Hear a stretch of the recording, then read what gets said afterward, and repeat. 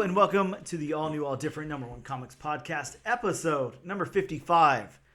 Bob, episode number 55. Can't believe it. I know, pretty much a year worth of episodes. Right? 55. That's insane. Yeah. Insaneness. I feel like we say this almost every episode, but wow, 55 episodes. Or 54 in the can, 55 number here. Right here? What the hell am I saying? I don't know. We're starting the can. Yeah, we're starting off great on this episode as well. I'm Dan, that's Bob. Say hello, Bob. Hello, Bob. We are a comic book podcast in which every episode we take a look at a brand new first issue comic book, break down the story and art, give it somewhat a review, and let you know if we think that you should move on to issue number 2 or not. We also talk a little bit of comic book and related news, as well as what's new in comic book shops this and next week. And occasionally we throw like a nice little creator interview or something on there as well.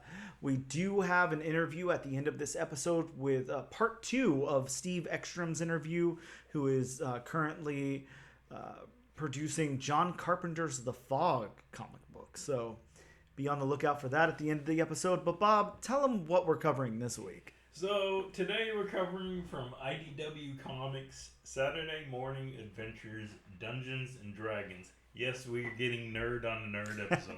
We are, and this one, the title doesn't have a subtitle, but once you open up the book, it says, let's see, let me flip to the correct page. Wow, it's a few pages in before it starts. Okay, Dungeons and Dragons Saturday Morning Adventures. Here There Be Pirates, Part 1. Bob, if I can say, and of course we'll get into our review a little bit later, but if I can say one thing that I'm not, one trope that I'm not a huge fan of is the here there be, that kind of talk, like whatever you call that talk, I'm just not into it. It's not cute or funny or anything to me. See, stuff like that was really big back in the 60s. If you look at like 60s, like early 60s, late 60s, superhero comics, Avengers, stuff like that. Sure. There's always a ho there be or just some Victorian talk like that. Yeah, I don't know what it is. Not super into it, but that's my opinion. So I'll keep that to myself from here on out. But Bob, we are going to take a quick break, and when we return, we're going to talk about either comic book news or lack thereof.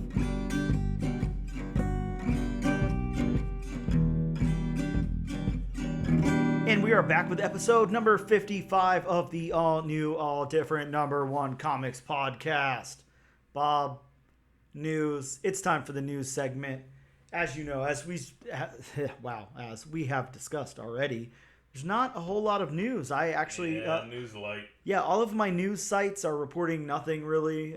There's just filler nonsense in there. Not really anything to talk about. So I will go off my key collector alerts, and then we can talk about something else. But of course, we have news that Wilson Bethel, I don't know how you say his last name, will return as Bullseye in Daredevil Born Again. So we get Bullseye again there. Super cool. Excited for that.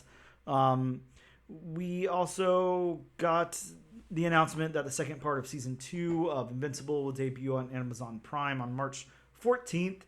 If you're an Invincible fan, not an Amazon fan, being an Amazon fan would be very interesting because then you'd have a lot of content you'd have to go through every day. But if you're an Invincible fan, then that's there for you. I don't share that sentiment, but I'm gonna pose you a question right now. So, what's your opinion on these streaming services doing a season 2 part 1 and a season 2 part 2? I'm not a huge fan of it. I don't understand them trying to go back to that old model of even airing things, not all at once. Like I don't understand what the purpose is.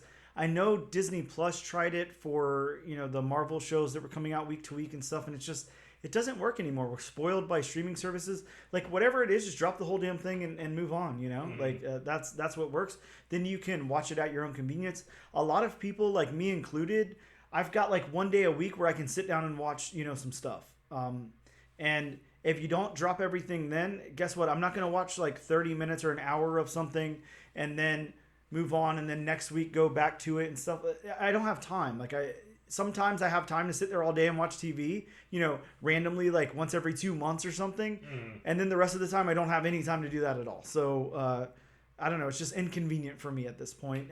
And I know that's not specifically what you asked, but yeah, I don't want like part 1 and part 2 of a season. That sounds stupid.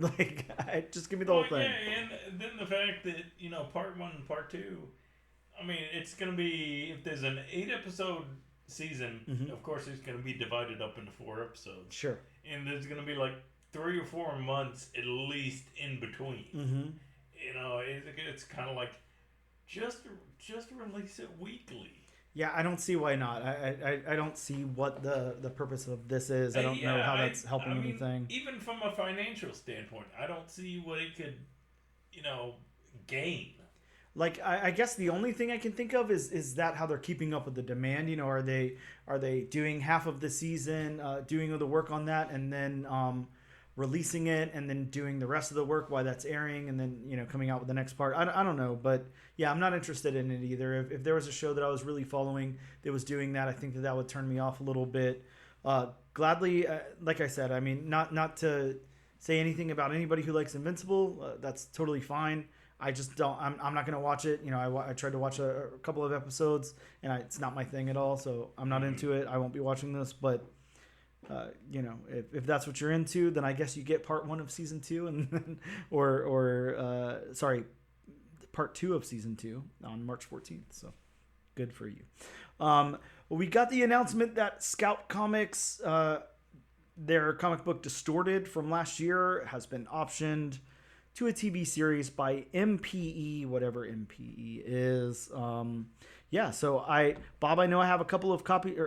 I think rather I just have one copy of this book, but I know I have a copy of this book. I don't know that I ever read it. I'm not sure what it's about. It's 3 stories of people cursed with superpowers intersecting.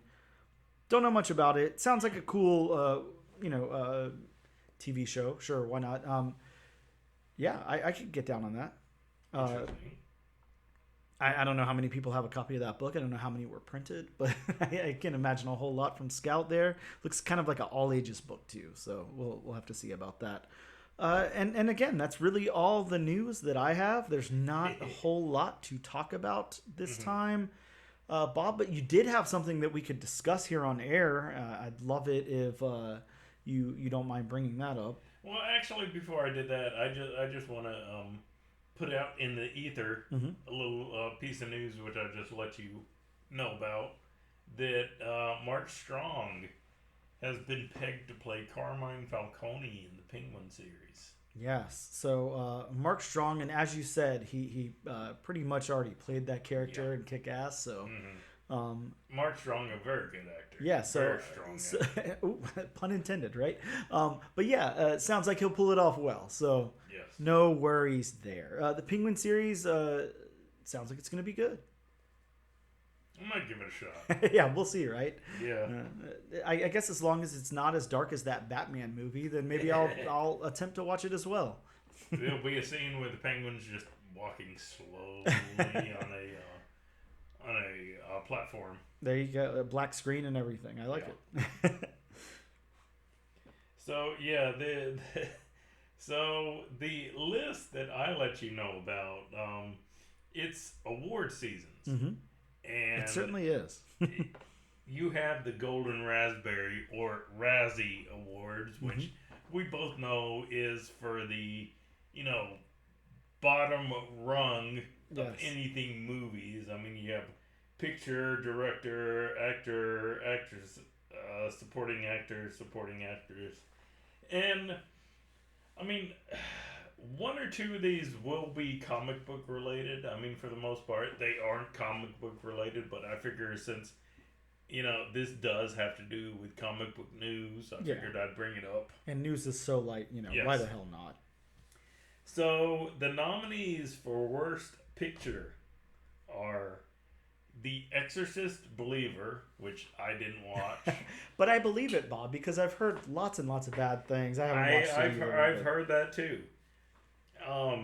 You have Expendables or Expenforbles, however you want to say it. I mean, and I could see that. Yeah, you had Fan Four Sticks. So sure. Yeah. Sure. Expenforbles.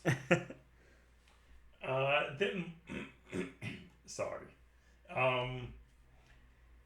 One nominee that didn't make sense to me, because this movie, I feel, was made to be kind of, corny and kind of, shut your brain off and just get entertained. You have Meg 2, The Trench. Yeah, and when that one kind of messes me up, because I agree with you. It's so fun. I mean, yeah. What are we taking seriously out of this? And on top of that, are we just giving it or nominating it for a Razzie for concept? Because it's not like anybody did a bad job in it. It looks beautiful. It looks wonderful. To me, it's like a Fast and Furious movie. Yeah, sure. That's a big time guilty pleasure of mine. But I don't share that. But that's one of those shut your brain off and just watch it for what it is. Yeah, just have a good time. That's what it is.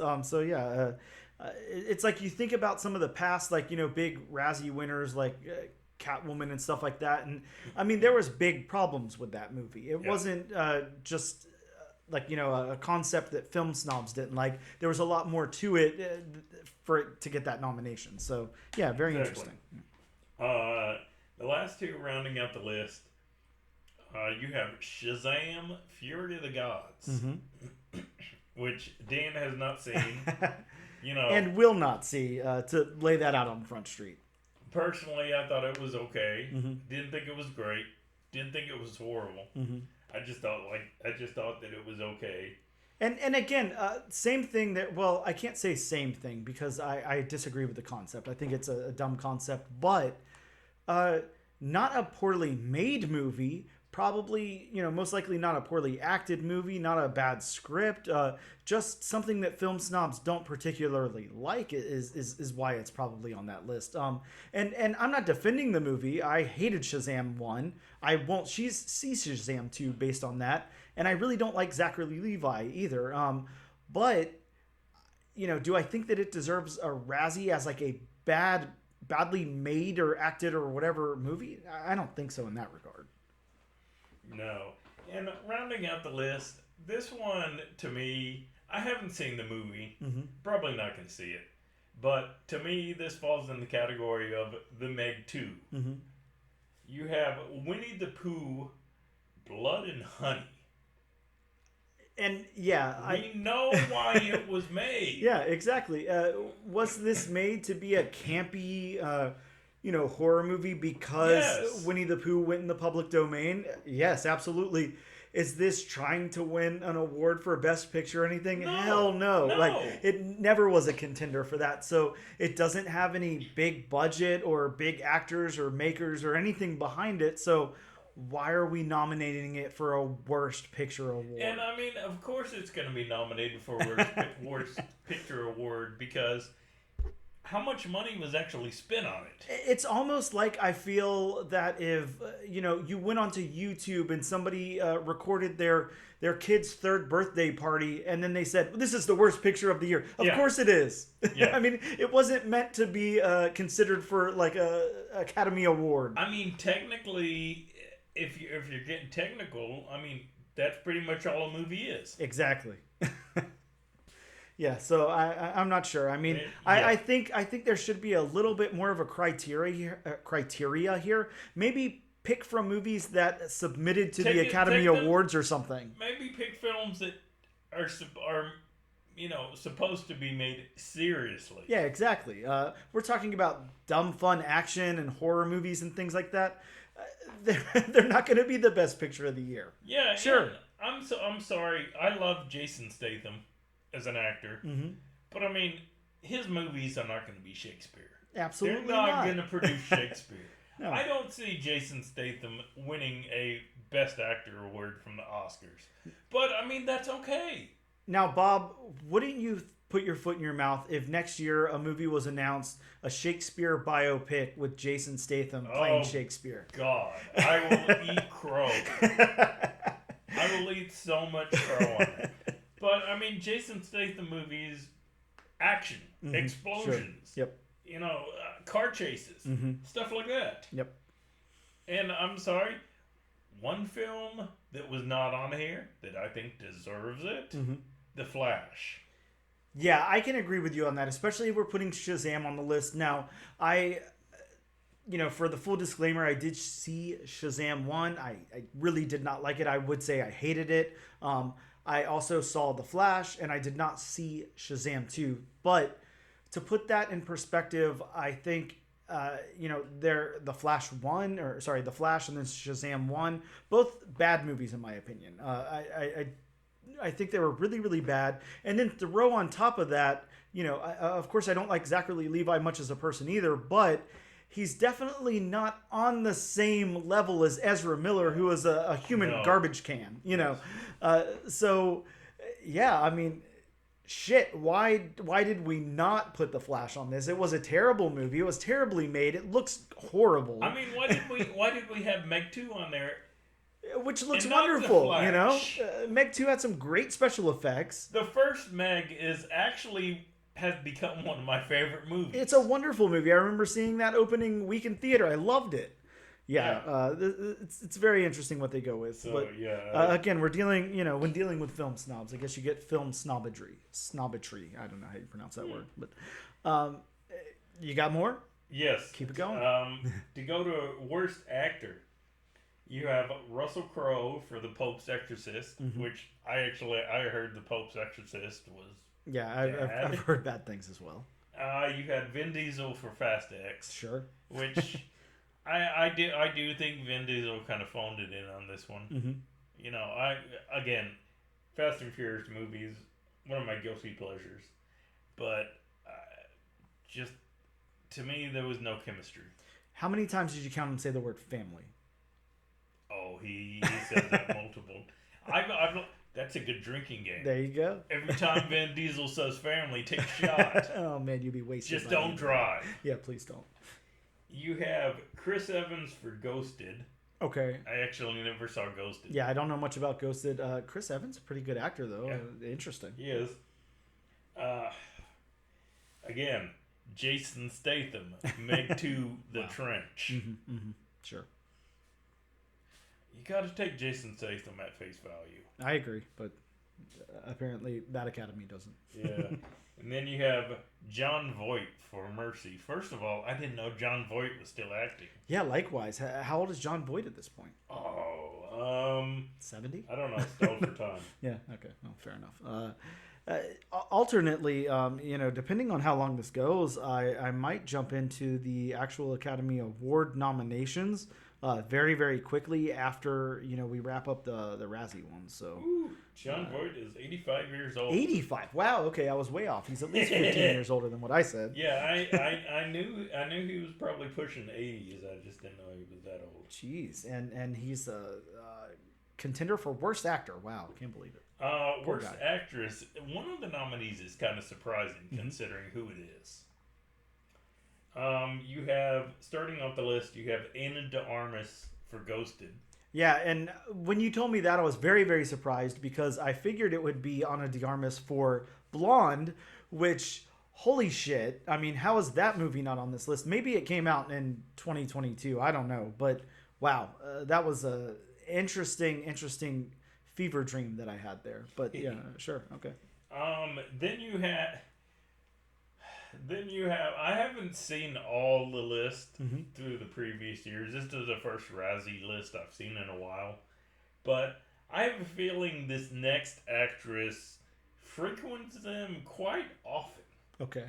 You have Megan Fox for Johnny and Clyde. Yeah, I don't think Megan Fox has ever been regarded as like a top tier actor or anything. Yeah, I'll leave it at that. Okay. I can't really even name any good movies that Megan Fox has been in. Sure, I can. Have you not seen Jennifer's Body? Bob. Okay, I have. Bob, that's an amazing movie, and she's actually very good in that. Okay, I have seen that. You have Selma Hayek for Magic Mike's Last Dance. I can't imagine Magic Mike's Last Dance is probably the greatest movie ever, but I mean, Selma Hayek, usually a pretty good actor. Yeah. I think this is at least her second nomination. Mm-hmm. You have Jennifer Lopez for The Mother. Oh yeah, I mean, this has got to be at least her second. I'm trying to think back to some of those movies she was in. I think Geely. Geely, The Cell, those early 2000s movies. Yeah, and she was in the movie with her husband at the time. Did you see Jersey Girl? You ever seen that movie, the Kevin Smith movie? I did not see it. Oh man, don't watch that. I love Kevin Smith and I'll defend him all day, but Jersey Girl is terrible. And the one that surprises me more than any other, considering who it is, you have Dame Helen Mirren for Shazam! Fury of the Gods. Look, I think that it's just tainted because she's in such a terrible movie, a terrible DC franchise. I do too. I don't think it has anything to do with her. Yeah, I do too. I do too. I don't think Helen Mirren's strength is superhero movies now, especially ones where she has to act alongside Zachary Levi. Now, the only comic movie I can really think of her in that I enjoyed was what was it? Red. I never saw Red 2. Okay. It had Morgan Freeman, Bruce Willis, Helen Mirren. Wow. Where they and dang it! Now I can't remember his name. Someone else. Yeah. But yeah, I mean they played just basically retired assassins. Who, okay. Come back to life.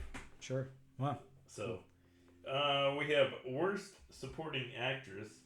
We have another actress I didn't know was still acting. We have Kim Cattrall for About My Father. Okay. I didn't know she was still acting. Once again, Megan Fox. Yep. Mm-hmm. For Expendables 4, yeah. Don't even try, Bob. Expendables 4. Sure.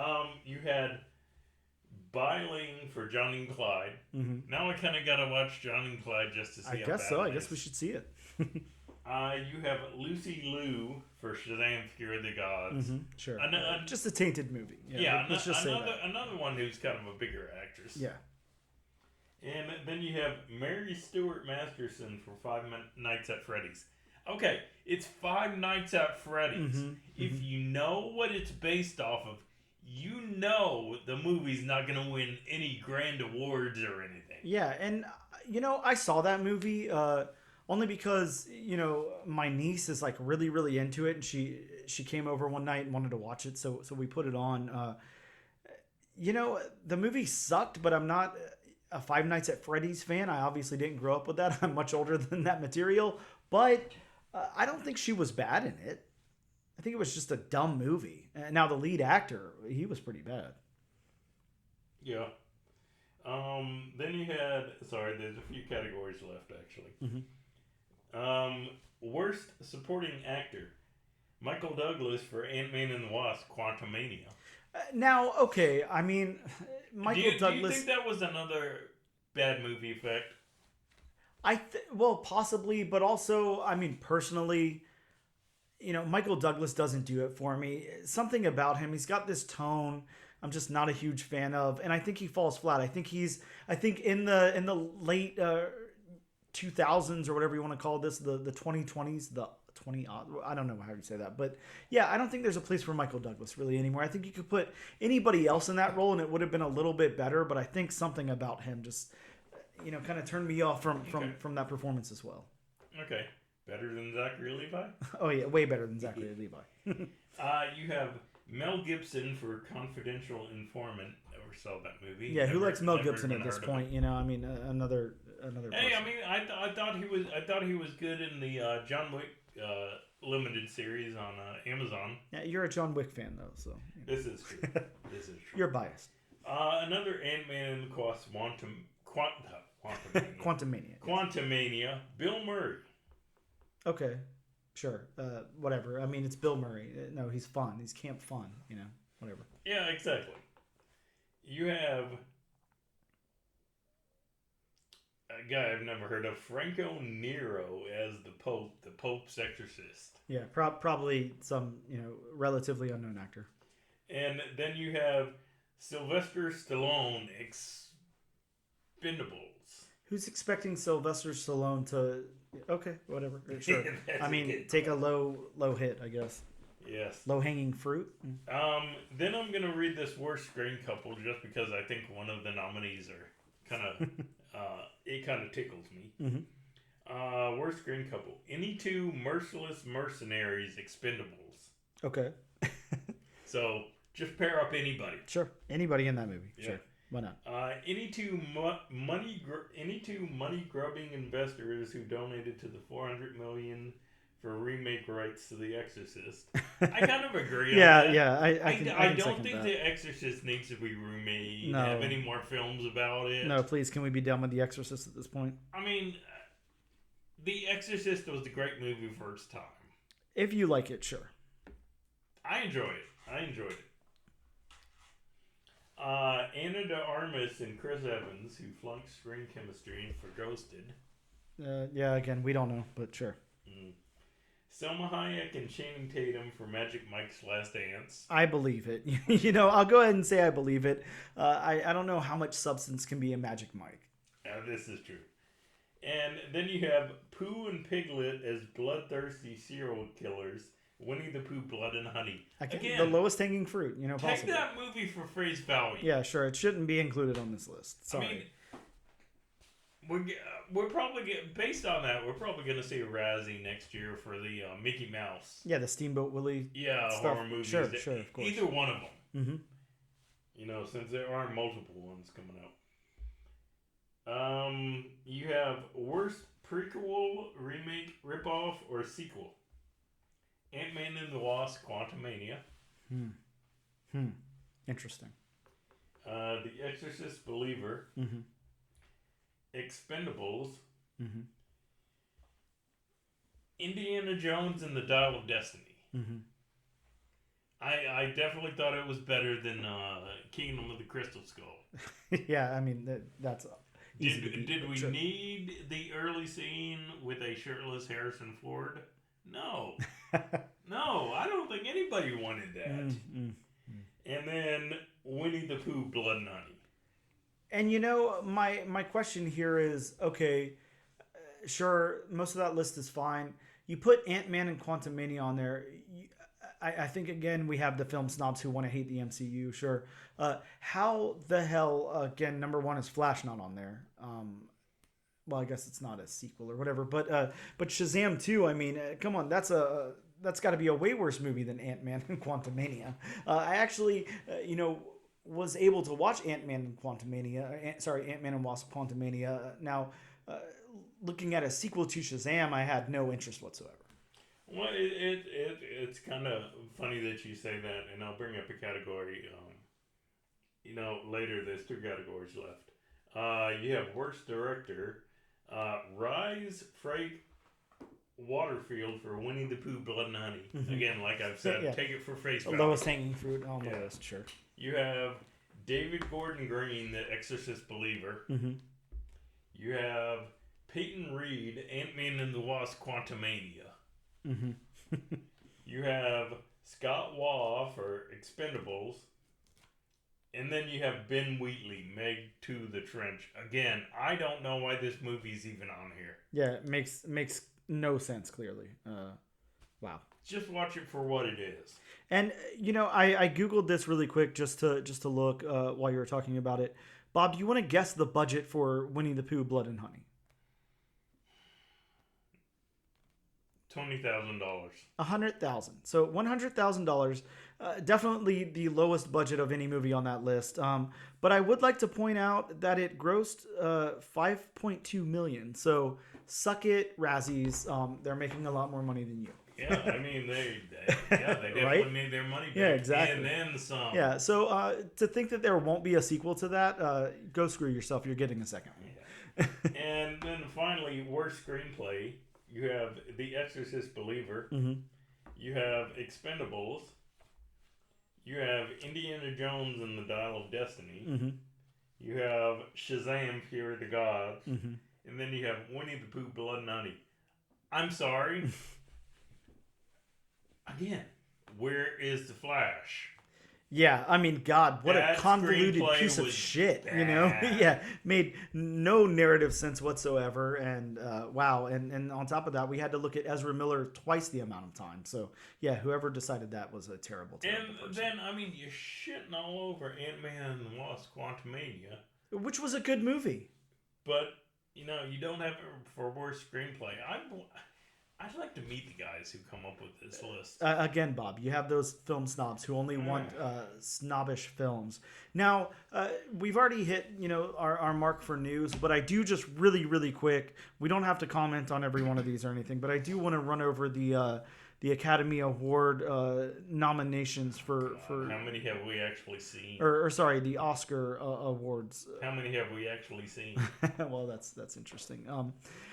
Best Picture: American Fiction, Anatomy of a Fall, Barbie, The Holdovers, Killers of the Flower Moon, Maestro, Oppenheimer, Past Lives, Poor Things, The Zone of Interest. Yeah, the only thing I've seen on there is the Barbie movie. That's the only thing on there I would watch, and I actually didn't love it. So yeah, buddy of mine said it was just okay. Yeah, I agree. It wasn't as great as I had been hearing, and I championed for it. You know, I really wanted it to be good. So. And it was a very message-heavy movie. Sure, yeah, sure. But that doesn't bother me. It's just, yeah, it wasn't a great plot. Yep, yeah, sure. Best Actor: Bradley Cooper for Maestro, Coleman Domenico for Rustin, Paul Giamatti, The Holdovers, Cillian Murphy for Oppenheimer, and Jeffrey Wright for American Fiction. Best Actress: Annette Bening, Lily Gladstone, Sandra Huller, Carey Mulligan, and Emma Stone. Best Supporting Actor: Sterling K. Brown, Robert De Niro, Robert Downey Jr., Ryan Gosling, Mark Ruffalo. You know, the same names you see on this every time. Best Supporting Actress: Emily Blunt, Danielle Brooks, America Ferrera, Jodie Foster, Divine Joy Randolph. Best Director: Jonathan Glazer for The Zone of Interest. Yorgos, I'm sorry, Bob, I can't even say that name, for Poor Things. Christopher Nolan for Oppenheimer, Martin Scorsese, Killers of the Flower Moon, and Justine Tourette for Anatomy of a Fall. I won't go over international or animated. Adapted Screenplay: American Fiction, Barbie, Oppenheimer, Poor Things, The Zone of Interest. Best Original Screenplay: Anatomy of a Fall, The Holdovers, Maestro, May, December, Past Lives. And again, there's not too much here else to go over. I think that's good enough. But again, you know, with the exception of Barbie, you're just getting like these really pretentious movies over here. I'm not really seeing anything that's, you know, even on my list to ever watch. Now one of the movies you named up for Best Picture, Mm-hmm. I did mean to see in theaters, Mm-hmm. but I never did. I wanted to see Oppenheimer so bad. Mm-hmm, mm-hmm. But that's in your wheelhouse. You know, you like things like that. I'm not going to be interested in something as look. I don't need to be reminded of like nuclear holocaust right now. I'm good on that. But plus, I just think Cillian Murphy's a good actor. Mm-hmm, mm-hmm, sure. Yeah. I can agree with you there. A good actor. But yeah. Bob, I think it's about that time we take a quick break. We'll return with some of the new books that dropped this week. And welcome back to episode number 55 of the Filmcast. I mean, the all-new, all-different number one comics podcast. I mean, we had to switch it up one of these episodes. Yeah, sure. So we did. We can say we did it. Cross that off the list. Bob, there's some new books that dropped this week. There's not a whole lot. Yeah. Just like news, not a whole bunch of books that dropped this week. And on top of that, our comic book shop was a little bit shorted due to some storms up north or there's just been so much, you know, bad weather up north, multiple inches of snow, and it's just made the conditions on the roads, you know, horrible. So, I mean, I definitely don't want anybody to get hurt. So I think, you know, Diamond made a good decision. Okay, they're going to be delayed. Yeah, and just think about that for a second, kids. The comic book industry, looks out for you. They want to make sure that you're not out there delivering mail, not transporting it, and all of that, getting into car wrecks, slipping on ice, whatever. Mm-hmm. Now, your local courthouse is not going to offer you that same protection because if they want to send you a jury duty notice, you're getting it. Don't worry. So, the Department of Motor Vehicles, if it's time to renew, they're sending you that notice. Course, they want their money. Your mortgage company absolutely sending you that invoice, but the comic book industry doesn't want you to get hurt. So, comic book industry looks out for you. Absolutely. Everything else. Federal government? Not really. Yeah, they don't care too much. But with that being said, some new books this week. Bob, we had from Whatnot / Massive, Crash Down #1. Bob, I'm a hater. We already know this. I'm going to say this on Front Street. The concept sounds okay. It sounds like a nice sci-fi book. And whenever I look at the artist, Ben Templesmith, I know it will be illustrated very, very beautifully. But then you look at the guy it's written by. Yeah, this is written by Comic Tom 101, that's the name he's going by, and Fire Guy Ryan. So some great pen names there. I can't. Wow. Sorry. Look, like you said, you'll eat crow if, whatever. I forgot what you would say it for earlier. Jason Statham wins an Oscar. Sure, Jason Statham. If this book is any good, from a story perspective, from the writing perspective, I'll eat crow as well, gladly. I'm not doubting that it's going to look amazing because, you spent your money. Yeah, you got Ben Templesmith. Shit. He's one hell of an illustrator, one hell of a painter. Just go back and look at those 30 Days of Night books. Look at Gotham by Midnight. There's beautifully illustrated stuff. Mm-hmm. There's no possible way that Comic Tom, the most annoying thing in comics, can tell a story. I'm sorry to say it. I vote against that. But, or his partner. Ryan Fireman. Yeah, whatever. Fireman. Yeah, not too into this, but hey, whatever. Do your thing, I guess. Yeah. I guess you got to write off your name somehow. From Image Comics in association with Ghost Machine, the new imprint there, we have a 64-page premiere issue introducing the new shared universe of Ghost Machine. So Ghost Machine #1 dropped today, and look, 64 pages, still only like a $4.99 cover price, so pretty cool. Yeah. From DC, we got Harley Quinn, issue 36. The backup fantasy tale envisions Harley Quinn as Harley the Barbarian. So, definitely. Who's that supposed to parody? Yeah, I'm not too sure. Maybe Indiana Jones. But, definitely pick that up if you're into DC spec. I'm not. Those don't ever pan out very well. But, hey, whatever. From Dynamite Comics, we got a new Darkwing Duck spinoff. This is Justice Ducks #1. Premiere issue.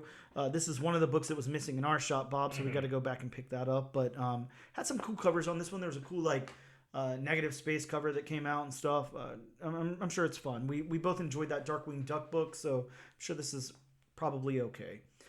We got from Marvel Comics, issue #4, and Steve Orlando, who, if you go back to the bonus episode that I just published this morning, did a great interview with Steve Orlando, especially about Miguel O'Hare Spider-Man 2099.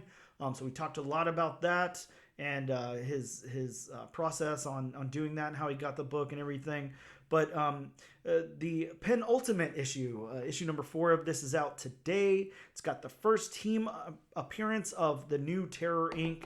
And let me tell you, when I talked to Steve about this, most of his passion went into, of course, he's a huge fan of 2099.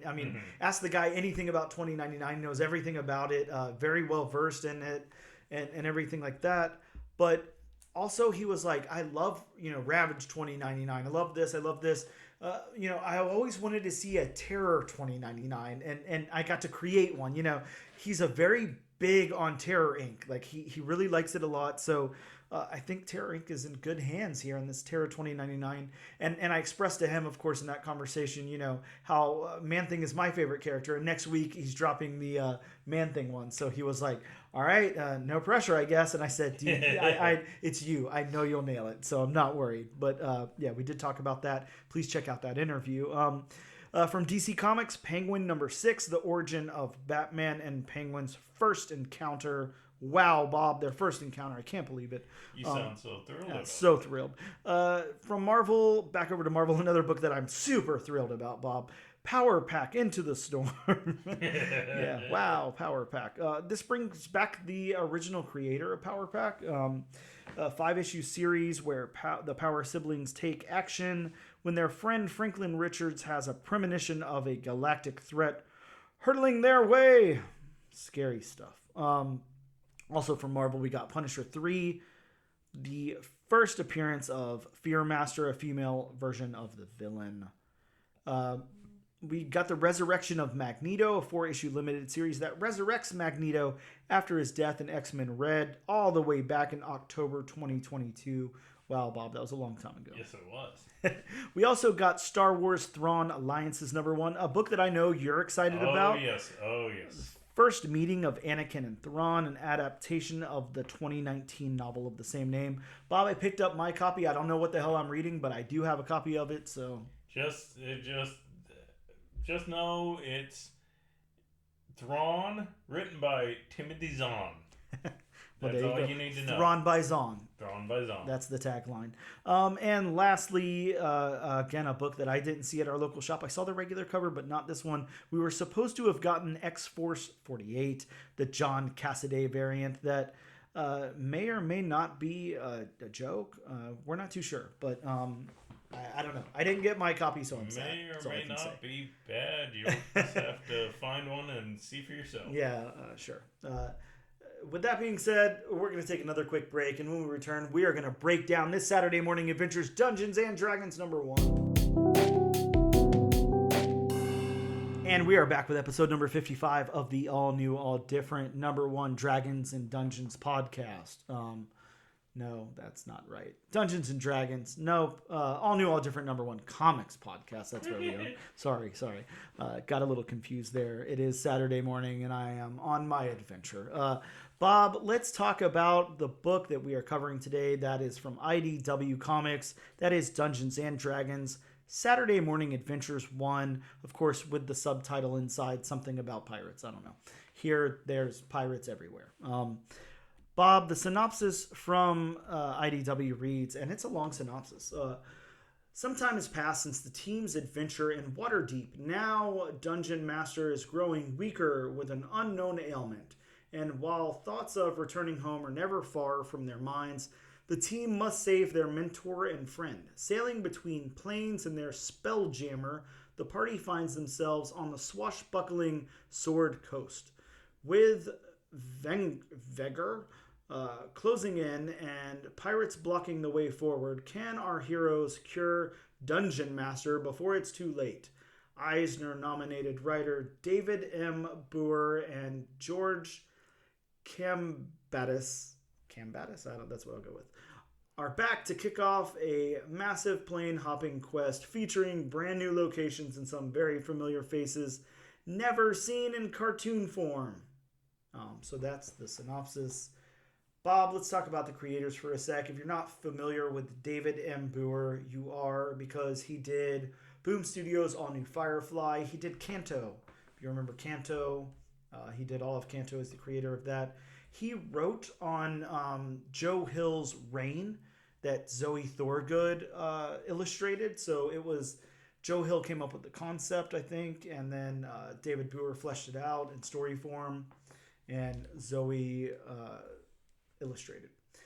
He also did a few issues of Powerless for Vault Comics, as well as Killer Queens for Dark Horse. Specs, a book that I really liked that came out last year, in 2022 and last year for Boom Studios. Alien Bounty Hunter, did some Ghostbusters stuff, done a few things there. So that's our writer of the book and our illustrator, George. Bob, help me with that name there. I thought pretty much what you had. I had. Okay. So Kambadais. Could it be Kambadais?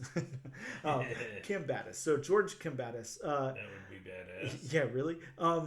Has illustrated on Gargoyles, on Firefly, John Carter of Mars, Darkwing Duck, The Flash, Buckhead, The Black Ghost Season 2. I Can Sell You a Body, Grave Lilies, The Vampire Diaries, The Nasty, Speed Force, just a whole bunch of things that you probably have read. A lot of licensed properties as well. So those are our creators there. Bob, you know that I skipped my synopsis on this one because it was not fun to write, so I didn't write it. Which, it's our podcast, and we can do that sometimes if we want, I guess, right? We can switch up the format. Why not? So, Bob, let's get into the review. I'm going to let you lead with story beats. How did you feel about the beats of the story? Honestly, I thought the story beats flowed. I mean, you had the whole, they're searching through the snowy mountains for the healing herb. Yep. Then they find out that there's, something that could cure Dungeon Master in a far off land. Yep. So they go to that far off land, which is besieged by pirates, which eventually the pirates end up shooting the Spelljammer down. So I mean, I thought the beats flowed. Yeah, I'm with you. They flowed. Now, you know as well as I do, the reason I didn't write my synopsis was I just got a little lost in writing it. I think it was too much for me to explain or whatever. It's not because the beats don't work. They do. It's really straightforward. And it does. I think if you strip it back, it kind of plays like a Saturday morning cartoon. Yeah. Just a condensed little adventure there. Of course, it's continued, but we would expect the story to be continued. But I mean, it does feel like it could be, one of those two-parter Saturday morning cartoons. Yeah, exactly. But yeah, I think the beats worked fine. I didn't see any problems there. How about the dialogue then? Look, I'll go first because I think that for this book, I think I'm viewing this as like an all ages book. I think there's a little bit too much dialogue in it. I don't think it's really, really heavy or anything. I just think that, if you're trying to reel in some young readers who are maybe into D&D and then you throw this at them, maybe there's a little bit too much. Now, you got those super nerdy 8-year-olds that don't mind reading like a whole bunch, like that's fine. But some of the kids that might be a little bit more passively into reading, this might be a little bit much for. As an adult, I'm fine with it. But I think it was a little wordy. And I would also say, I think that we could have introduced our characters a little bit better. I know this is a continuation of a story that's ongoing, but the names and stuff didn't really stick with me. Some of the, jargon that they kind of talk with, their funny words and things, like, didn't stick as well as they probably wanted it to. That's really all I can say about the dialogue. I don't think it was poorly written. I think it was just a little much jammed in here. Yeah. So, yeah, I don't think I think you could have done with half the dialogue. Sure. And it's still been good enough. Don't get me wrong, the dialogue that was there was good because I mean it was them just speaking to themselves like they're all on an adventure, and I mean you have the humorous moments, you have the fun, lighthearted moments, but I mean then you had the serious moments like when they have to fight the ice trolls. Now, here's a question that I have, and I don't know if you got this or not. Neither one of us being big, like, D&D guys, I don't think. I've played a couple of times, but I don't know about you. I'm not sure your involvement in it. Is this, like, meta to the point where should these characters be calling the guy Dungeon Master? Like, the Dungeon Master is typically, like, the one who is, while you're playing the game, they're kind of calling the shots.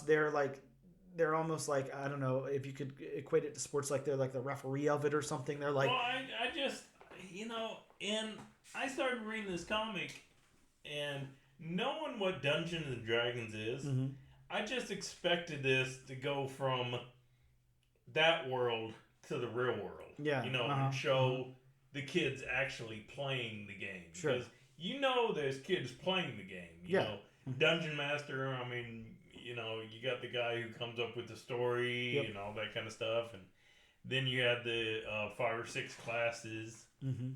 So I was expecting that. Now, I mean, that's not to say that that won't happen. Sure. Down the line. Maybe, yeah, and I mean, I haven't, even watched like the newer like Dungeons and Dragons movie that came out and stuff like that. I don't know if that's like very meta or whatever either, but that's neither here nor there. So then, what about the narrative of the story? I'm gonna say it's very straightforward. It's a very straightforward. Yeah, I mean, narrative. the narrative was basically them looking for a way to heal the dungeon master. Yeah, and that's pretty much what it was, with a little bit of danger mixed in. Yeah, and I don't think you can go off the rails in the narrative in something like this because, it's supposed to be like an all-ages book. You don't want to confuse your audience and all of that. Right. I think David has a good lock on like how the narrative of a book like this should be. You don't want to like a whodunit detective mystery. No, yeah, it'd be a little out there. So what about the world building? I'm going to say it's a strength here. Definitely, you want some world building in a Dungeons and Dragons comic. It's a big adventure thing, and they're like, big set pieces and all of that. I mean, that's the key sell of Dungeons. Exactly. Yeah, that's kind of what it's got to make it work. Now, I will say this, and I think I've said this before in a previous episode. I'm not sure what book we were covering, but the conversation does like come back to mind. I think whenever it comes to all ages books, it's not that I'm not a fan. It's not that there's anything wrong with them. I don't feel like they're always for me. I feel like I want a little bit more whenever I read an all ages book. It's a little hard for me to accept. I don't think this was written for me. I don't think that that's a problem. I think that David has clearly demonstrated here that he can tell this story and can tell it well through the dialogue and the narrative of the characters and everything like that. And definitely the world building. I think that it's well constructed. It's definitely an all ages book, so I have to put that on Front Street. But yeah, to sum up the story, I think that it works fine and it hits every beat that it should. I'll save my review for the end, but let's get into the art then. Bob, what did you think about George? Right, I think his name is George. Yes, George's art, his character art here. The character art, it just wasn't what, just personally, it's not just what I want. Mm-hmm. I mean, yes, each one had their own individual look. Yep. But I mean, it's just like, Dungeons and Dragons is supposed to be, like an upbeat fantasy world, and I mean, for me, this just didn't portray it. Yeah, did you almost like want some different races and stuff in there? Yeah. Like it feels like they're all the same. Like they all seem like very humanoid. They seem different from one another, but they're not, alien or anything. Not saying that Dungeons and Dragons is full of aliens, but it's like, there's, I don't know. You think of like the fantasy element. You're thinking of like, something like Lord of the Rings-ish, where you have like these different kind of characters all mixing together. I mean, or whatever. even down to, and I won't even try to say his name because I know I'll butcher it. But I mean, he's basically just a human with blue skin. Oh yeah. It's like Avatar. Yeah, sure. I'll say this. While I don't think that I agree with you. I think I would like to see a mixture of different kinds of characters. But I think that the artist captured, the characters that they do have here well. I think that they look good. They look very slick and sleek. I do like the art. I appreciate the art here. It's not as dumbed down as a lot of all ages books are. And that's one thing I'm really not a fan of, is when they make them too cutesy. They didn't go that route. This almost seems like maybe you could take this and make it a 13 plus book, but you don't have to for any reason, because there's not anything in here that's scary to a younger reader. But I think that the character art works. The only thing in here that was a little too silly for me was the unicorn. But I think all the humans worked fine, and I like the look, and I think that they mix in well with like the Saturday morning vibe. How about the backgrounds, Bob? I think that I'm gonna go ahead and lead here, and then I'll let you chime in. But I'm gonna say this probably does not pass your background test. There's a lot of lack of backgrounds. When there are backgrounds, they're, I don't know, like very like digital looking or something. They almost, and I mean it's basically there's only a couple of colors. Exactly. I'm gonna say definitely does not pass the background test for me either. What's there, kind of just looks like something you could pull up on, a Google search or something. There's not anything unique about it. I do kind of appreciate the characters, but not really the backgrounds. So the locations then, we kind of really have like this islandy area and then this mountainous frozen tundra wasteland. We only get maybe 2 locations. Yeah, we're about in 2 locations here. I don't know, Bob. The locations I feel like could have stood out a little bit more too. I'm gonna say I kind of agree with you. The locations, like the background, they could have had more detail. Something that actually stuck out, something that made them look different. Because while the snow effect on the mountains was cool, it's just kind of boring. Yeah, exactly. I hate to say that, but yeah, I'm with you. I think that there's not enough substance there. It's just whatever. I get that we're focused on the characters, but that's every comic. You're always focused on the characters, but you have to make a compelling scenery, compelling background locations, and all of that. And while I think at the very opening of the book, the first page or 2, we get that frozen landscape with the glaciers or mountains and everything that's going on and snow and stuff. I like that tone, and then we didn't keep it throughout the book. So the focus was shifted right away from the locations and backgrounds. So there's that. Now the last thing that we're going to ask about here is the color by John Paul Bove, however you might say that. What'd you think about the colors? I did like the colors, especially with the Saturday morning cartoon 5 they were going for. The bright colors. Yep. But even that, the colors still portrayed, like the snowy mountains and the glaciers, and then the islands with the tan sand and the blue ocean. Yeah, I'm with you. The colors definitely work here. I think that they're definitely a draw of this book. You would hope in an all ages book that the colors really pop, especially. That's pretty important. And one thing I'll say before we get to our summary of it or our final thought on it, I told you I did that kind of bonus episode where I did the interview with Steve Orlando, and I attached like a review to it. I did a solo review, and I did the Twilight Zone from 1991, the Now Comics Twilight Zone. And that was really interesting because we're always doing these, modern books, and you go through the credits of a modern book and you have like usually a writer, an illustrator, a color, and then a letterer. That's usually the components of that. It was really interesting and kind of nice going back to that older style book, and there's an inker, a penciler, that kind of thing. That really gave it some depth. Yep. And that's what some of this lacks to me. Now, it's got the polished, slick look of like a Saturday morning cartoon, and I get that, and I want that, but like that depth that, pencils and then ink on top, and shading and everything, gives you, it's just lacking in some of this stuff. And maybe it's just because it's fresh on my mind, but I feel like something like this is really missing something like that. Yeah, there is something to be said for doing it the older style. It's so easy to do it the new style, like computer graphics, all that kind of stuff. But there is something to be said about looking at a comic and, it has a separate inker and a separate penciler. So you get that, almost 3D effect that stands out. Yep. Yeah. Whereas computer graphics, you don't. Yeah, sure. And I think this just kind of illustrates that point. Forgive me for the pun. But Bob, that brings us to the thesis of the podcast. Is this enough to draw you in? Is this enough to have you recommend issue number 2 to our listeners? Okay, my answer is twofold. I'm kind of cheating here. Fair enough. It's your podcast. Do what you want. Yeah. I won't be, going on to issue 2. This just didn't do enough for me. Yep. But, like I said, I think this book would be really good if you had a prior knowledge of Dungeons and Dragons. So, if you're a D&D fan, then you'll want to continue this book.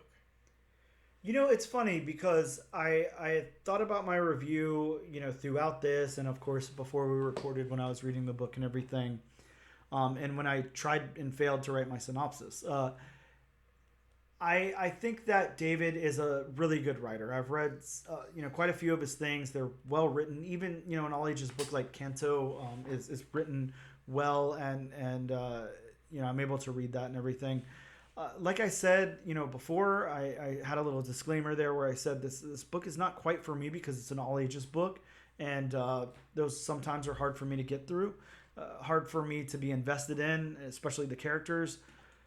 I will say this: I too will not add this to my pool. I'll not be continuing on to issue number 2. There's not enough there for me. Now, like you said, if you're a huge fan of any of these components, if you're, I don't know, a 12-year-old kid, if you're really, really big into D&D, if you just love the look of like Saturday morning cartoons in the early 2000s or whatever, yeah, I mean, this is definitely worth a read. It's fun. It's a fun like little adventure, and if you haven't seen a lot of these things already, these stereotypical adventures, here or there be pirates types of things or whatever, and this is your introduction to that, it's probably a lot of fun. I'm a 40-year-old guy, and I've seen stuff like this way too many times, and it's just kind of cliched to me at this point. So I'm not invested.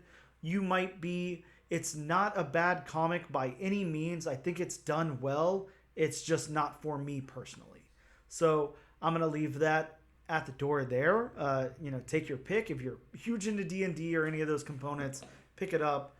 If you're more like me and you're like a 40-year-old jaded dude who doesn't, who wants to tell the kids to get off your lawn, then don't pick it up. But that's me and Bob's take on it. So let us know if you disagree with that take or not. We'd love to hear your thoughts on the book. We are going to take a quick break, and we'll return in just a moment.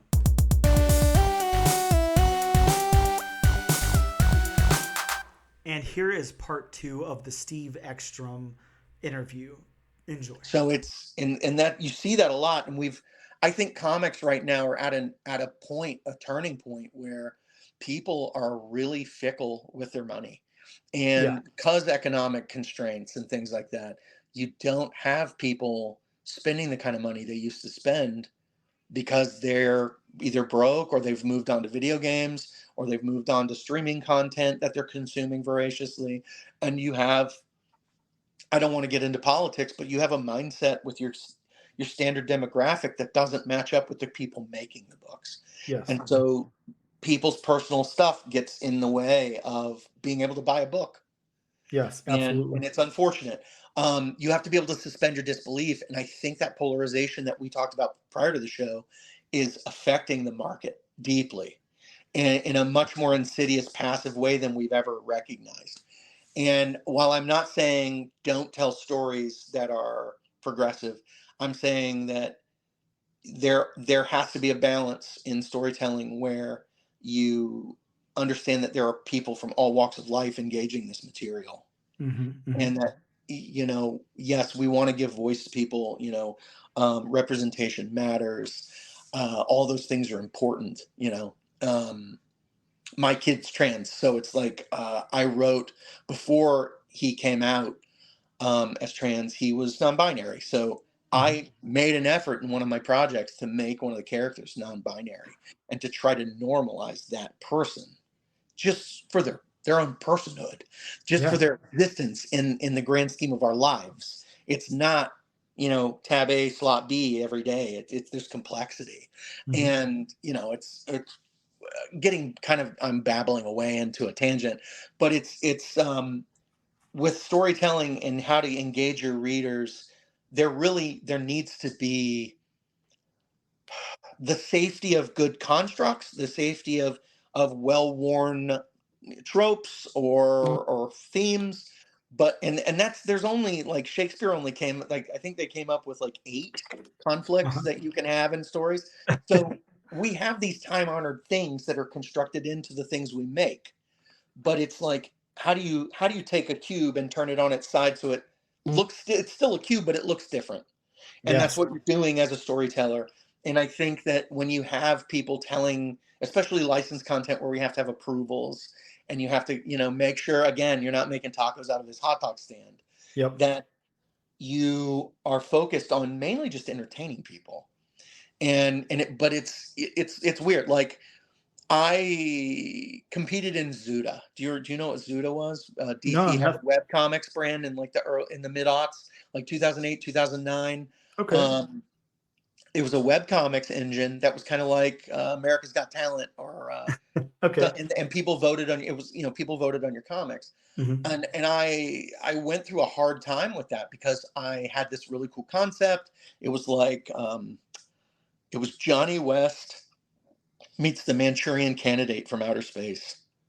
Wow. That is a cool Yeah, concept. Johnny Quest. He was like a superpowered Johnny Quest Mm-hmm. that had like Martian DNA implanted in him that made him like a supercomputer. Wow. And it was weird, and it was just a cool weird thing that I did with a Swedish cat named Mikael Bergfist, who he had drawn this comic book, and I just was basically mad-libbing his old comic book into a new story. Wow. And it got kind of wordy. Yeah. And the big problem that I had was I ran into TLDR in a comic book. Yeah. People were like, "There's too much to read here," and I was kind of like, "Fuck you." The next 8 pages has like no words, a bunch of gunshots, and albino crocodiles.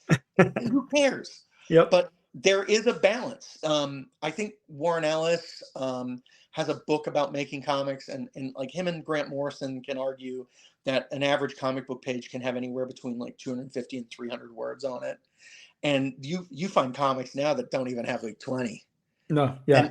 The thing that I, as a guy who makes these things, and as a guy who has to want people to buy them, you have to tell a story that's got words to it.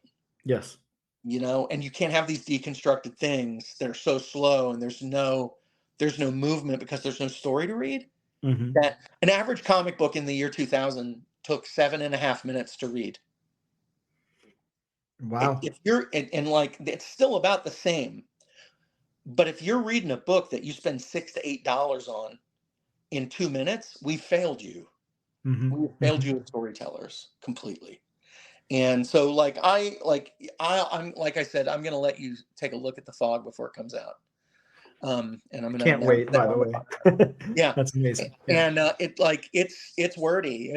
There's a lot of dialogue, but I'm showing you a story, and I'm not expositing. I'm pushing the agenda of the story through characterization. So I think that there's, you have different kinds of writers telling different kinds of stories, but I think the key to telling a good, solid indie comic story is just having something be proficient, be competent. Like, there are so many indie comics, and I think this is another reason why retailers are struggling, where they're having to take risks buying these indie comics, and the indie comics aren't put together well. Yeah. There's a lot of toilet paper out there, and that's again, like, I'm probably inviting criticism here, but when you see retailers taking gambles so that they can have a business. And I'm from a small town in Georgia, so there's only one low volume store. And this guy's been open for like 25 years. Wow. But it can get scary because he can only order as many people as a small town can support. Yep. So you can't take risks on big indie books. Like, I remember starting to read Walking Dead in like the 30s, and he only ordered like 5 copies of it. And it was wildly popular. But because we lived in a small town, the 5 dudes who got out of town every once in a while were the dudes reading it, and me. So we added a 6th book. So if that tells you anything, but like now it's like I go to this store. I live in a bigger area of South Florida. I go into this store that's like 9,000 square feet. They have hundreds of thousands of dollars in monthly comics on the shelves, which is amazing. Yeah. But you still have to remember that like we're looking at 200 to 400 stores shutting down every year at this point. That's not okay. No. So like a focus on quality is so important. Yeah. And it's really cool that you point that out. Bob and I talk about that a lot on the podcast, a lot. Now, it's not that we, swing either way. Like we're looking for a wordy or super dialogue driven book, or we're not. But you're right. There's a sweet spot there. Some writers, use a lot of dialogue in their books. Some writers don't. It just depends on their style and what story they're trying to tell. But if you can't convey that information, to the artist you're working with, and they can't tell a compelling story through the art. And there's so much exposition on the page, and it just gets so bogged down and heavy with that. Then it's not a fun read. That happens quite a bit. And on the flip side of that, if it's a beautiful, beautiful book and it's very sparse with dialogue and there's hardly anything in there, and there's no real content to the book, and it's just a gorgeous looking book. I mean, I don't know about you. I love art, but I'm not signing up for like a silent issue, like an art book. A lot of times I want substance and story in that as well. So you're right. Like there's a very thin line there that you have to walk as a creator, and make sure that you're satisfying both ends of that while playing to your strengths. Oh yeah, I was really fortunate to get to work with Marco Federa on this book. Yes. He is a just hell of a storyteller, and his artwork is gorgeous.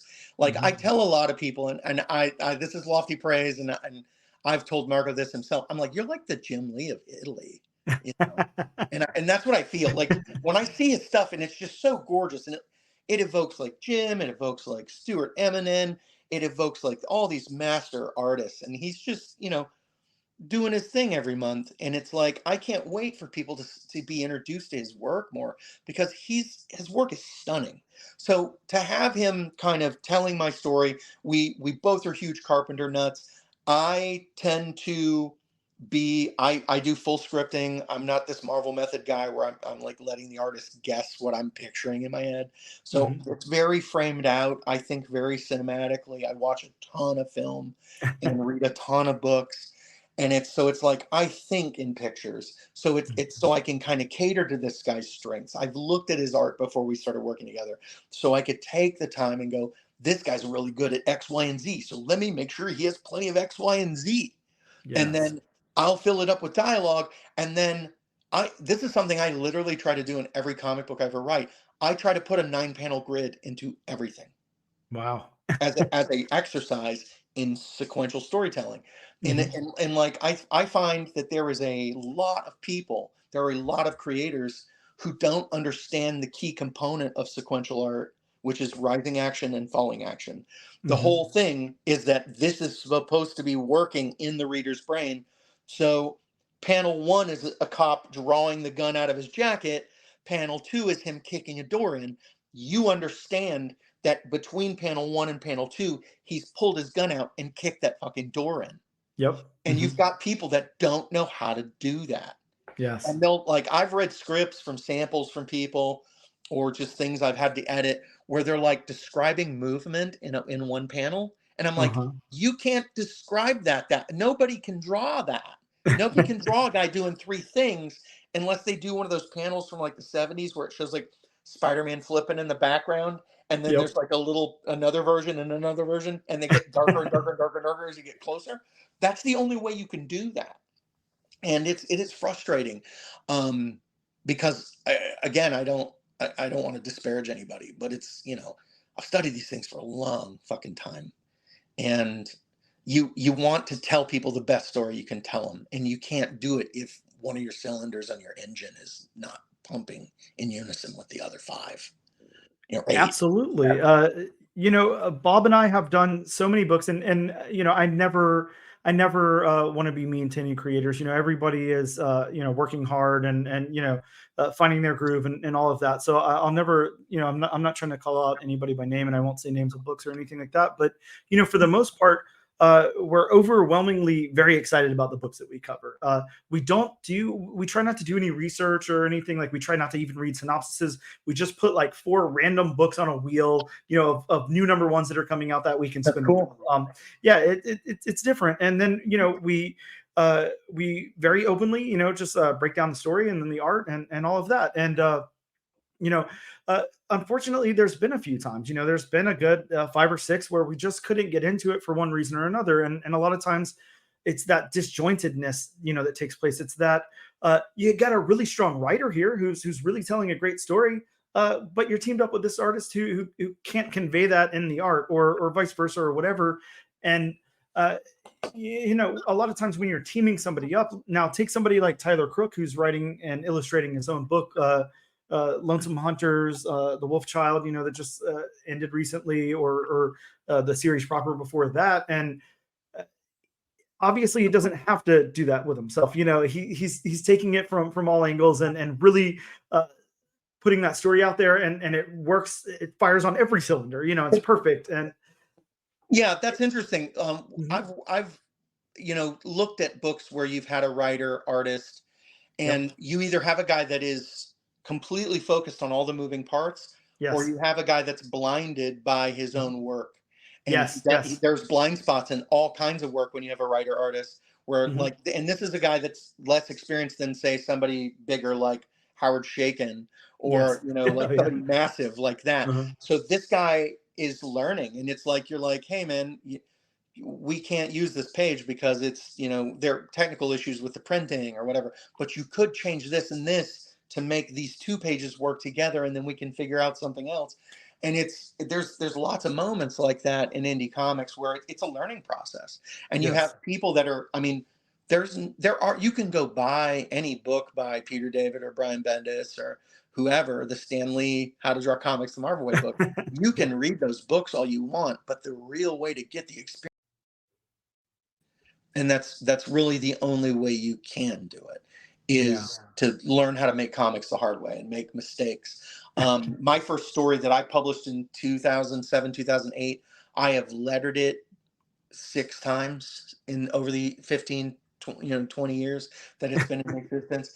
And it's like every time I level up in my skills as a letterer or writer, I see technical development that I can change, and I just Mhm. re-edit my own work. And to be able to self-edit is a really important skill, and I think it's one that, if you don't learn it, you wind up butthurt a lot, Yeah. because like when you work at a bigger company that has an editor on a book, they're looking for something specific, and they're going to drive that content, and they're going to have you rewrite things. But when you work at like a smaller indie company, the budgets on the books are modest. Mhm. The amount of time we have to produce these modest books is small. So there isn't a lot of time to go back and fix things. You have to shoot your shot, and you got to Yep. be accurate.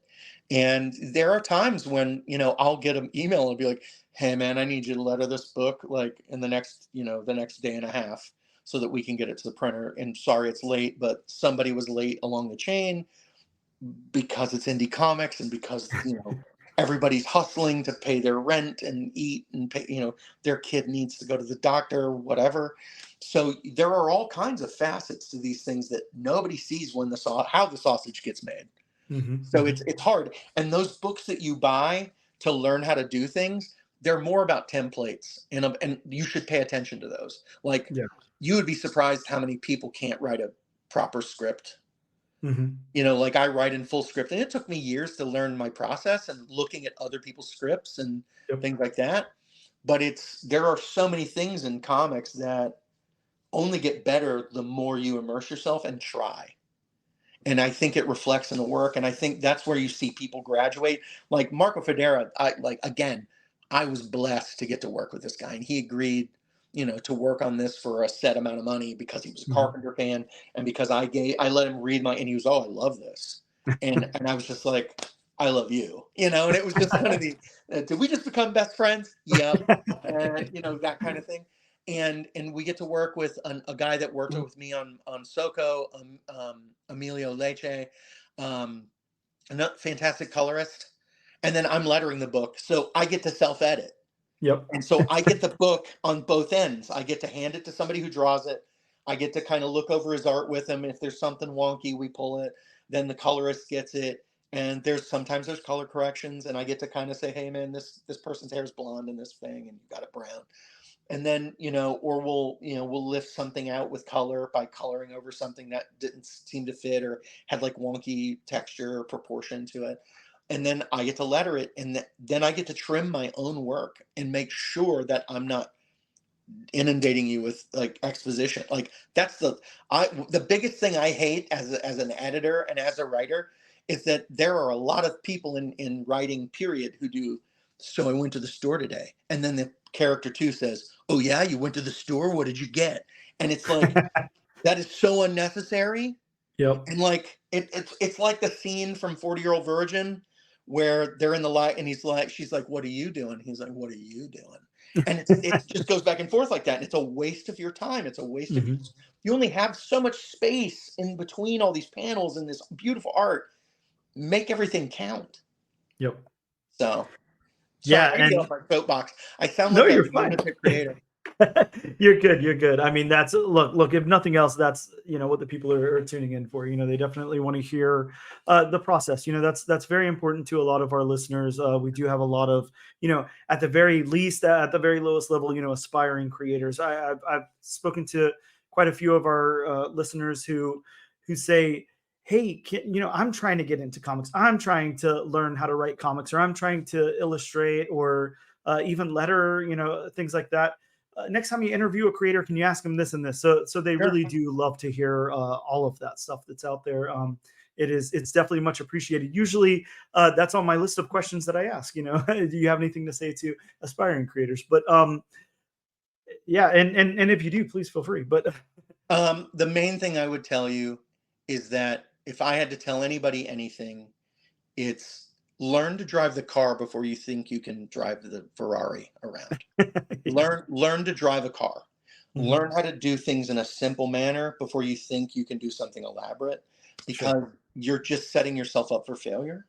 Mhm. And this is one of the unfortunate mediums, artistic mediums, where and this is not to shit on fans or book readers, but Sure. I used to do this too before I was tried to write anything. People stand around going, "I can do this better than the guy who's paid to do it." Oh yeah, And absolutely. the first thing you need to do is humble yourself, Mhm. because there are people who've been doing this for 30, 40, 50 years who are master storytellers who have taken the time to learn how to do it. And it's not easy. And it's it's insulting to hear people kind of like, "Oh, this isn't hard. I can do this." Mhm. That's bullshit. No, you can't. And you maybe you will. You'll get lucky, but I can assure you that your first outing is not going to be a good time. Yeah. And like, people who are good readers tend to be better writers Mhm. because they've read enough. Like, I think the Anton Chekhov once said, like, in order to write one good story, you've had to have read 1,000 books. So I mean, think about that. That's Yeah, Anton and that Chekhov. makes sense. That's the Yeah. grandfather of the modern short story, Yep. and literary wise, and he's onto something. Like, I'm not going to tell you that I'm a fucking master. Like, Mhm. I learn something new every day. I am a novice, and I want to be a forever student of comics. I want Yep. to always learn and improve and develop and just matriculate as I tell stories. So that's the one thing. I humble yourself, learn how to do something the right way first, and then do Mhm. Yeah, and really stellar advice. I mean, I think that's uh, definitely on a level where anybody could comprehend that. And it's simple advice in a way, but at the same time, it's so overlooked. It's not something that people think about. A lot of times, you've got an idea and you just want to jump in, into the deep end, or whatever that saying is, and no, I mean, you're right. You should be able to tell a compelling story. Now, I always think this: if you don't have like an elevator pitch or a log line that makes sense, like you should probably take a step back, reevaluate what you're doing, because to me there's like such a lost art in that. You should be able to say, uh, this story is about a guy and a girl who fall in love, and then one of them dies, and then this happens, like whatever. There Sure. should be like, it should be very simple for you to say something like that. The problem, like, I think that's the opposite. There are tons of idea people. Like, Mhm. most of my adult life has been, "Oh, I've got an idea for you. You can write this in your book." And Yep. I'm like, "No, no thanks." But everybody's got an idea. They don't Yes. know how to execute. And the Hmm. executing part, I am a if I don't know how to do something, I tell you. Like, Sure. it's painfully honest to live in that headspace. But I am not a fake it till you make it person when it comes to Hmm. things like making something. If I don't know how to do it, I learn how to do it. And I'll make mistakes and I'll tell you I'm making mistakes. And I have to live in that headspace. But because of the internet culture, I think, because of the illusion of social media, that we are these, dialed up to 11 versions of ourselves. Yep, People absolutely. pretend to do things, and some get lucky and they fail up. Good for Yep. you. I don't ever want to be one of those people, because those are the people who burn out. Yeah. Because somebody eventually figures out, oh, this guy doesn't know what he's fucking talking about. And then Yeah. you could be as powerful and as wealthy as you want to be, but when people figure out that you're the emperor wearing the emperor's clothes, your credibility's gone. Nobody's Mhm. going to hire you again. Nobody's going to trust you. You have to be trusted to make art, and you have to be trustworthy and talented and, a student of a craft to do that, I think. Like, or you can have an obscene amount of money and just make shit. Yeah, But that definitely I exists am in our not that society. guy. I'm Yeah. not that guy. I don't have an You and me obscene amount both. of money. Yeah, So, you and me both. Now, look, I've taken about an hour of your time here, so I won't go too much longer. Well, I do have, one last question before we kind of wrap up, and then I ask you to plug your socials and all that kind of thing. And this is kind of piggybacking on what we talked about before, especially with the Sumerian and massive working together and everything like that. Um, it seems like as far you guys have been lucky so far, that like you are able to do something that you're very, very passionate about here, the fog, something that you really care a lot about. And I want to tie that back in, uh, and we'll say this towards the end and everything too, and throughout the, I'll intercut it throughout the interview or whatever. But this is about the fog. The fog is coming out February 28th, I think. No. yes, Okay, February 28th. the leap Sorry, year. I didn't I've have that already screwed this information in up front of me. multiple times. Yeah. Okay, cool. Yeah, so February 28th, that'll be in your local comic book shop. So you still got just a tiny bit of time before FOC. So you definitely need to first and foremost, hit up your local comic book shop and let them know you want that added to your pool. That's the best thing you can do to make sure you secure a copy of this. Don't sit there and hope they're going to order like 500 copies. You might get to the shop and they're sold out, and then you're going to be pissed. So make sure you let your local comic book shop know to pre-order this. But you've been lucky, enough to do something you're passionate about. I know Sam was very passionate about Basic Instinct, a favorite movie of his, and something that he had, stories in his head, for all this time, and then he kind of approached you guys about writing the comic. I don't know about Michael because I've not spoken to Michael. I don't know if he's a huge American Psycho guy or not. But He's talented, and he's yeah, a good time. He's a very yeah. smart. I think you'd have a good time interviewing him. I'll have to get him on the cast. I definitely love to talk to him, especially that artwork with Piotr there. Yeah. Phenomenal. He did work on All Eight Eyes, which is a book that me and my co-host absolutely just love. But I definitely am not asking you to spill the beans, to say anything more about any other projects that are up and coming. But how are you guys selecting these creators, or sorry, rather, how is the publisher selecting these creators, pairing them up with these projects? Is it a lot of pitching that the creators are doing themselves and trying to grab that license? Like, how is that working for Sumerian and Massive? There's a lot of there's more than one way to Rome, more than one road into Rome. Okay. And there are pitches, there's networking, there's just being in the right place at the right time. Sure. That happened for me on at least one project in the last year and a half, where I was just in the right, like The Fog. I was in the right place at the right time, and I'd seen the movie. Yes. Another project I'm working on, nobody was familiar with the band's music. I was familiar with them, and because I grew up with their music in every rinky-dink pool hall bar in my sleepy southern town that I'm from. And so you just, some things just line up. Other things, there are technically smart places to be. If you're a solid storyteller and you understand the mechanics of storytelling, you can kind of walk into anything if you have a topical knowledge of something and pitch it. I've pitched things that I knew nothing about, but I took the 2 hours to watch a movie. I took 30 minutes to listen to an album, and ideas spring forth. So a lot of it is being in the right place at the right time, and being able to professionally put things together. There's so many people like throw together pitch decks with like generic stuff that actually isn't a story. It's just They reiterated that they understood what your project is. Mm-hmm. And they get jobs that way because licensors just want somebody that's going to play safe with their project. They're not going to take any great risks. They want something that could be farmable into new IP. Yep. And so they want kind of these generic loose things that can be developed. And they want it, again, safe. They don't want you to do anything wild. They want you to do something very specific or something very just kind of standard. And that's okay. Sometimes you work with people who have wild ideas. We pitched a license that's kind of controversial. I Spit on Your Grave. Oh Okay. wow. Yeah. And the guy who's, I'm not bad mouthing this dude, but he wanted to play hardball with the license. This was Mm-hmm. it with Behemoth. And like there are two iterations of his stuff. There's one that a film company made, and there's one that he made. And Yep. then he made a sequel to the movie he made that kind of fell in line with the movies that the other company made. Mm-hmm. It's just muddled. And I was like, I don't want to tell this same story again because it's really sexist.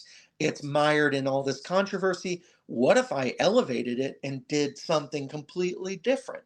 Mm-hmm. And the guy loved it, but it still fell apart because he wanted to put his weird, this person wanted to put, this licensor wanted to put his stink on it. And Mm-hmm. so it was just one of these things where we're like, fuck this, pass. Yeah, not gonna work out. And it didn't work out. And there's Mm-hmm. lots of stuff like that. Hobo with a Shotgun. Mm-hmm. We had a pitch for that, and I had this thing called Hobo with a Shotgun Goes to Hell. And I wanted to make it, but it never happened. And Mm-hmm. things fall apart all the time. Like the Peaky Blinders pitch that we put together, they just weren't interested at the Yep. time. And you put things together and you have all this hope and desire to make something because you're passionate about it or you're a fan of it. Like, I mean, who doesn't want to work at Marvel that reads comic books? Who doesn't want to work at DC? Who doesn't have an X-Men story in them or a Batman story or a Teenage Mutant Ninja Turtles story or Yep. whatever thing that makes you happy? We all have it. And it's just, execution and the will and the want, and if the law of diminishing intent takes it from you or not. So, And I think that's the most kind of inspiring and best advice you could get out there. And I really like this this conversation that we're having because going into this, I didn't know that you knew so much about the industry. I didn't know that you were so closely involved with the publisher and everything. So that we're getting like kind of this golden information out there, for all of our aspiring creators in the audience and everything. Really, really cool. Really great that they're able to tune in and listen to stuff like this. The comic book community is such a wonderful community. Something that I spoke about with Sam when we talked, Sam Freeman on Basic Instinct. He was like, look, all I want to do is just write comic books for a living and have fun. And he's like, please don't take that away from me. This is the coolest thing I've ever done in my life. He feels like we related to music before. It's like, it's kind of like, that thing, like your band's on tour and everybody loves you. It's just like, I want this forever. This is so cool. And to be able to take that information from somebody who's got experience in the industry and everything, just really cool. So I appreciate you, coming on and laying all that down for all the listeners here. Really, really great, stellar information. I do know, please tell us again, when the book comes out, or sorry, that is February 28th. February I can relay 28th. that But information. I can tell Yeah. you something Uh-huh. unique that I haven't announced yet. Oh, please. Yes. I'm setting up a web store and a website, and Mhm. I'm going to have a exclusive cover for the Fog that I've had commissioned, Oh, so wow. that I can sell it through my website. Very cool. A number one with artist Drew Ragland. Uh-huh. This guy is painterly in a Bill Sinkovich kind of way. Oh, man. And it's really My gorgeous, and I will favorite. show you that as well in private. But Ah, this is the first time I've announced this yet. I haven't told people about this other than like close friends and like my mhm. girlfriend. I want to make my own variant so that I have a version of this book that I handled completely. And he's just such a brilliant beast of an artist. And I was so happy to meet him in LA a couple years ago. And I kept talking to Ryan Swanson, the other co-publisher at the brand. And I was just like, dude, we've got to rope this guy up. He's so talented. and it just never, there was no connection because there was just, you find what works and you find what works within your budget. And this guy had kind of a certain price amount, and it like, he was not brought into the fold properly. And I Mm-hmm. felt personally responsible for dropping the ball. So I reached out to him and I was like, hey man, I love your work. This is my budget. Can you do X? And he was like, yeah. And I was just kind of like, oh shit, I'm going to have a really nice cover for my own web store exclusive. So there'll probably only be like, I'm going to probably do like 150 or 200 like standard like versions, and then like 50 foils if I can get the foil covers made with a digital printer. Amazing. And this thing is, it's a picture of my lead character of Andrew in like the blackest night of a fog, and he's like walking out of a fog with like this massive tactical shotgun. And it's just this Wow. beautiful shot of this guy walking out of some like really ominous looking pitch black fog. It's just really cool. I can't wait to see that. That's amazing. Now, can you plug where that will be available yet, or I do have a URL. I'm putting Okay. I am literally putting this website together like this weekend. Okay. My URL is steveekstrom.rocks. Okay. Awesome. He's And in, that is Steve Ekstrom. That is SteveEkstrom. So yeah, .rocks. Yes. I wanted steveekstrom.sucks, but it was like really it was yeah, like $75 a year.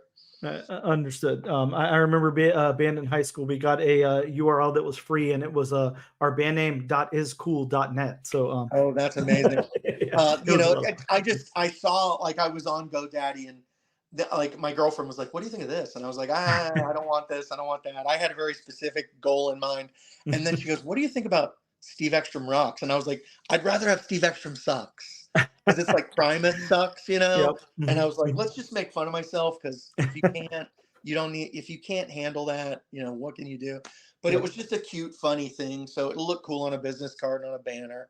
So, and I'm in the process of like building a new banner for shows and getting like a table runner and stuff. So I was just like, let's just throw it all into the branding and do the steveekstrom.rocks thing, because it's totally corny and dumb, but it'll look cool on a shirt. So yeah. But yes, I am doing my own version of #1, which comes out February 28th. And I will be all over social media. Most of my branding is Steve.Ekstrom on Facebook, I believe it's that way on Instagram, Blue Sky. I'm trying to get off of Twitter, or X or whatever Elon Musk has bastardized into this platform. And I don't really do much there anymore, but it's like Steve_Ekstrom there. But that's because it was before the whole dot thing made sense. Sure. This is I've had the same like 800 people following me on Twitter for like 12 years, so I just don't use it. But good. All of you whatever you call them, members out there, make sure you guys follow Steve on X. I need followers. So, that way he doesn't delete his account. So just troll me. I don't even care. I'll just love the attention. So awesome. Well, hey, thank you so much for your time. Again, that is The Fog, coming out from Sumerian in collaboration with Massive, and that drops on February 28th of this year, 2024. Steve, I cannot wait to see this book. I can't wait to see your variant cover. I'm really, really excited about it. It's going to be amazing. But thank you so much for taking the time to talk to me today. Thanks for having me. It's so hard to do press as an indie creator, and to get opportunities to talk at will like this, and just to be yourself. And it's like, I actually called my boss and was like, is there anything I can't talk about? And he was just like, don't talk about homophobic stuff or racist stuff. I was like, lucky for you, I won't. So, you know. Good, makes two of us. Yeah. Awesome. Yeah. Thank you so much, Steve. Again, greatly appreciated. And hopefully we'll talk again soon. I hope so too. Take care. Thank you. You too, man.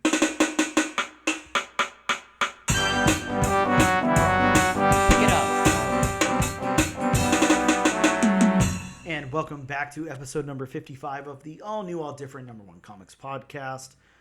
Bob, it's about that time that you hit him with the books that are dropping next week. But of course, before we do that, we have to have disclaimer time with Bob. As always, like I say, this is just a handful, maybe, of the books that are hopefully coming out next week. Yes. Because we all know the world. Yeah, much like we had delays this week, there's a possibility of delays next week. So you never know, but we do our best. So if you want a more in-depth list, please consult elsewhere. Call your local comic shop. They will be glad to tell you all the books that are hopefully coming out next week, and maybe if you're nice, what they're about. Yeah, exactly. Like Bob said, if you are in Jacksonville, Florida, like Bob and I, make sure you stop by Gotham City Limit. Go see Ben or Jonathan and let them know you want to know every book that's coming out next week. But please, for the love of God, make sure you tell them that Bob sent you. Okay, I'll take the hit on that one. So, starting off the list from DC Comics, we have Batman Off-World number 3. Bob, Batman is still off-world. We've got Jason Aaron and Doug Mankey keeping Batman away from the world, which is sad. But this does have a possible first appearance of the Thanagarian, a bounty hunter, not from the Star Wars universe. One of my favorites. Possible. It's possible, right? Yes, it's it could possible. happen. Going to Marvel for a moment, we have Wolverine number 42. Yeah, and this one has a beautiful Laura Kinney, Arthur Adams cover. It's a 1 in 25 though, so look, if you want that one, definitely hit up your local shop now. Don't wait till Wednesday morning. It'll be gone. Yes. Going back to DC, we have DC Power 2024. Yeah, this one is an anthology of stories featuring Black DC heroes by various writers and various artists. So Yes. That sounds fun. I'm definitely excited to pick up my copy. Yeah, check that one out. Sticking with DC, we have Batman Superman World's Finest 2024 Annual number 1. That's a mouthful. Bob, could this be the first Batman Superman World's Finest annual issue? It could be. Wow, can't believe it. It could be. It may not be. Who really knows at this point? Staying with DC, we have Batman and Robin Annual number 1. Speaking of annual, Bob, a 48-page oversized issue. That's right. You can stare at Batman and Robin for 48 pages. I feel like to have an oversized issue, you should have 64. Right? You know, I just feel like a 48 is what, 2 issues in one? Yeah, it's just double-sized, right? Yeah, pretty much. Yeah. Staying with DC, we have Trinity Special number 1. Bob, this one's got the first solo title featuring Trinity, the daughter of Wonder Woman. Did she mold her daughter out of clay? Doesn't look like it, but you never know because we do have Batman and Superman in the background there for no apparent reason, so I guess we'll find out. Because it's DC and you have to have Batman and Superman on the cover somewhere. I guess you're right. Going to Marvel, we have one of our personal favorites, Spider-Boy number 3. Yeah, and this one, look, if you haven't read number 2 yet, Spider-Boy is amazing. A lot of fun. I love this character. I love this comic. It's actually much better than it should be. But that's, what happens whenever you get Dan Slott writing your book for you. This one has the first appearance of Toy Soldier, a villain. And if it's any indication on that cover there, this is going to be awesome. Yes, that's a very cool looking cover. It is. Staying with Marvel, we have the ultimate issue of Miguel O'Hara, Spider-Man 2099, number 5. Yeah, Bob, how excited am I about this one? Because look at that cover there for one thing. You've got Miguel O'Hara fighting a steampunk techno-organic man thing. And when I talked to Steve Orlando about this character last night, he informed me, he was like, how do you take a character like Man-Thing, who doesn't have a lot of dialogue, who doesn't really say anything, has like an eternal monologue sometimes, but, and basically his power is like, if you fear him, then you burn. He was like, how do you make that into a new updated character in the 2099 universe, but still retain his core and everything? And he was like, I think I did it. And I was like, man, I can't wait. If you're new to the podcast and you haven't figured it out by now, Dan really likes Man-Thing. Such a wonderful character. And again, like Steve was saying, I mean, it takes somebody with some talent to write that character. It really does. It's very easy to flub on that. I mean, sad to say, I love R.L. Stine, but, R.L. Stine did a Man-Thing run a few years back, and it was terrible, because he didn't understand the character, and he didn't understand what made him tick. And you have to understand that. Mm. And finally, sticking with Marvel, we have Dead X-Men #1. Bob, I am not going to lie, I'm so excited for this, but we do have our other Steve friend to thank for this. Steve Fox, friend of the show, friend of the podcast. We had a great interview with him a while back where he talked about anything and everything, especially Dead X-Men. Bob, this is really, really cool. This is a 4-issue tie-in to the fall of the House of X and the rise of the Powers of 10. And the saga will revisit the key moments in reality's past that paved the way to Krakoa as a team of fallen mutants are sent through history by Professor X on a desperate mission to reverse Krakoa's fate. This is so... I can't say the F word, but I'm going to put like a cool beep there so it sounds like I did. Effing cool. I'm excited about this, Bob. This is going to be freaking awesome. There you go. He did say the F word, just a different one. Yeah, I toned it down a little bit. We're covering an all-ages book on this podcast, Bob. I can't have a 8-year-old kid tuning in to hear about Dungeons and Dragons and hear mean old Dan saying the F word. That's not going to work at all. So yes, and those are just a few of the books coming out and hopefully coming out near your local comic shop next week. Bob, and speaking of books that are coming out, hopefully coming out next week, and a few books that we didn't touch on, we've got 3 books on our lovely wheel here, brought to you by wheelofnames.com. For all of your wheel needs, check out wheelofnames.com. Wheel of Names, where the hell are you? I mean, where's our sponsorship? We're doing it for free at this point. We're sending you so much traffic, you can't even handle it. 3 names on the wheel here.